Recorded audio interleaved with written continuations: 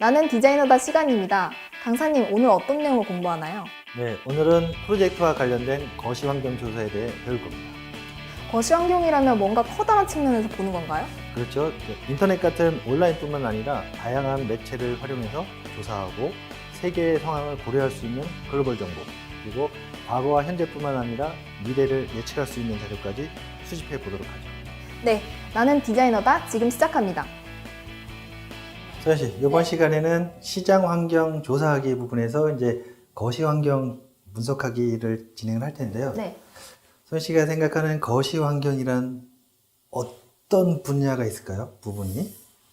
범위가 어디까지인지 잘 모르겠어요. 굉장히 조금 포괄적인데 거시 환경이라는 건 쉽게 해서 이제 크게 포괄적으로 보면 될 것 같아요. 그러니까 STEP 분석을 할 때 쓰는 그 범주가 사회, 기술, 그다음에 생태, 경제, 정치 이렇게 나눠져요. 좀 광범위한 범위가 그렇죠. 거시적 환경. 정치적인 환경이 이제 거시적인 환경에 들어가게 되고요. 뭐 종교나 관습 또는 여러 가지 지리적인 환경 이런 것들이 다 거시 환경 분석에 들어가요. 그러니까 좀 약간 포괄적으로 보면 되겠죠.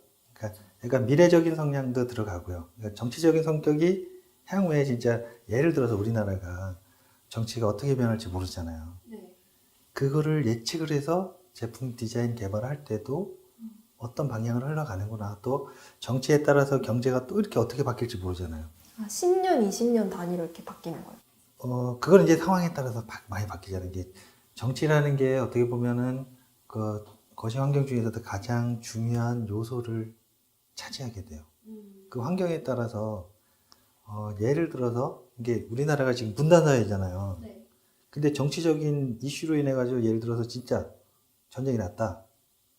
그것도 하나의 예측은 안 되지만 가정하에 그런 쪽으로 했을 때 전쟁이 나면 그 다음에 어떤 제품들이 많이 팔리고 어떤 제품들이 생활에 진짜 필요한 제품들이 뭔지. 여러 상황 속에서 그 제품들을. 그렇죠. 그것도 이제 예측해서 네. 만들어갈 수 있거든요. 예를 들어서 뭐 $1 하려고 달러가 갑자기 올라간다. 우리는 예측을 못하지만 여러 가지 통계 자료를 통해서 분석을 할 수가 있겠죠. 그러면 그에 따라서 경제가 어떻게 변할지도 모르고 소비자 환경이 달라지거든요. 갑자기 돈이 생길 수도 있고 돈이 없을 수도 있어요. 근데 내가 디자인한 제품이, 개발한 제품이 환경에 따라서 잘 팔릴 때도 있고 안 팔릴 때도 있잖아요. 쉽게 얘기하면 그런 상황을 조금 이제 예측을 해보자라는 부분이거든요. 조금 이해가 됐나요? 네, 광범위하게 이해가 됐어요. 그렇죠.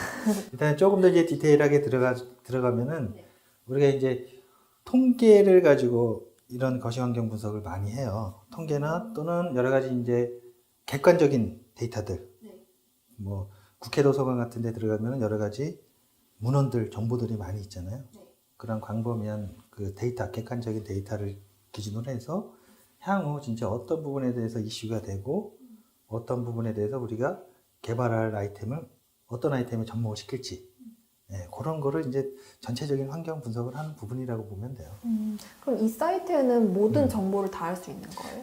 지금 예를 들어서 지금 띄우는 거는 이제 통계청에서 하는 이제 국가 통계 포털인데 여기에는 우리나라에서 지금 조사하고 있는 통계는 다 들어가 있어요.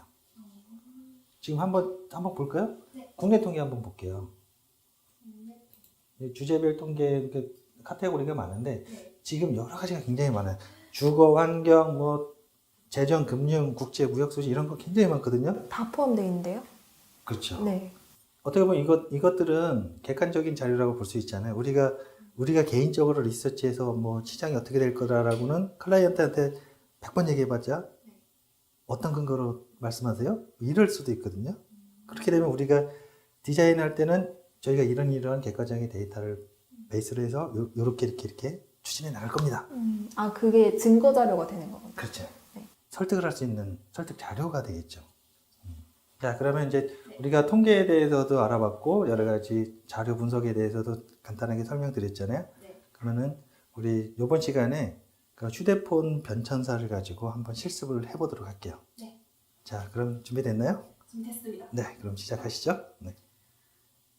이번 시간에는 그 휴대전화기를 가지고 과거서부터 미래까지 지금 말고 향후의 미래에 어떤 과정을 거쳤는지 지금 뭐 기술적인 트렌드보다는 이렇게 외형에서 비춰지는 뭐 컬러 또는 재질 그 피니싱 방법들이 어떻게 변화가고 있는지에 대해서 분석을 해볼 거거든요. 완전 달라지는 것 같은데요? 점점 휘어져요. 그림만 보더라도 네. 확실히 뭔가가 바뀌고 있다는 걸 확 느끼시죠? 네. 자, 그러면 구체적으로 뭐가 바뀌었는지를 한번 살펴볼게요. 자, 1980년도 보면은 외형적으로 보면 형태적으로 보면 굉장히 각지고 굉장히 크죠, 사이즈가. 네. 기계적이고. 그렇죠. 기계적인 부분도 있고 네. 대신에 지금 2020년도 예를 들어 2010년도 제품에 비하면은 뭔가 완전히 구형이라는 느낌이 확 들죠. 네. 확실히 컬러감도 별로 없고 그냥 이제 회색밖에 없는 것 같아요. 도장에 대한 기술이 그만큼 발달한 거거든요. 그러니까 우리 디자이너들이 알아야 될 부분들이 그런 컬러 부분이긴 한데 컬러에도 여러 가지 기술들이 들어가 있거든요. 그런 변천사도 한번 이쪽 부분에 그 그림을 보면은 여러 가지 내용들을 좀 지금 얘기를 할 수 있거든요. 자, 그럼 이제 90년도 들어왔을 때는 사이즈가 소형화되고 좀 더 컴팩트한 그런 네. 느낌을 많이 받죠. 그래도 이게 번호판은 가릴 수 네. 있을 정도의 사이즈가 그렇죠. 되었어요. 그때만 하더라도 아직까지는 사이즈는 굉장히 커요.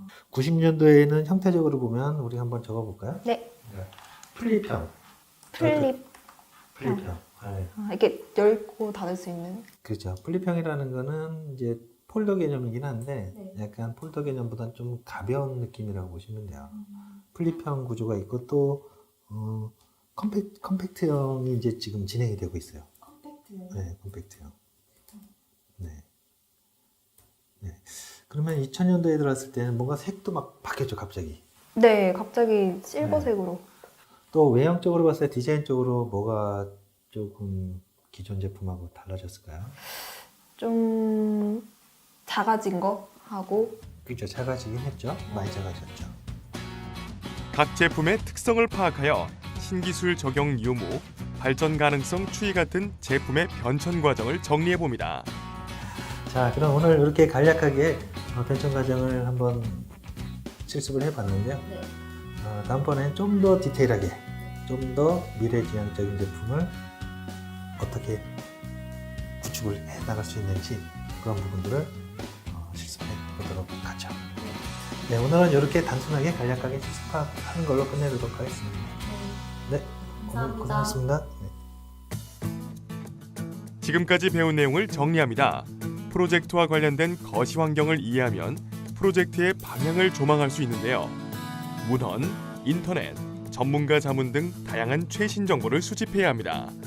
이를 통해 관련 분야의 시장 동향과 이슈를 파악하고 기술의 발전 방향과 경제성 등을 가늠할 수 있도록 해야 합니다.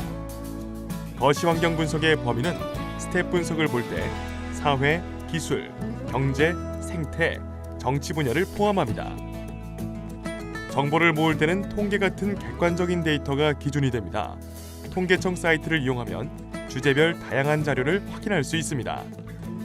개발 제품과 관련된 생태계를 조사하고 국내 이슈뿐만 아니라 세계의 상황을 고려할 수 있는 글로벌 정보를 수집합니다. 과거와 현재뿐만 아니라 미래를 예측할 수 있는 자료를 수집해야 하는데요. 새로운 라이프 스타일의 변화를 예측하여 그에 알맞은 기술 및 제품을 예측할 수 있어야 합니다.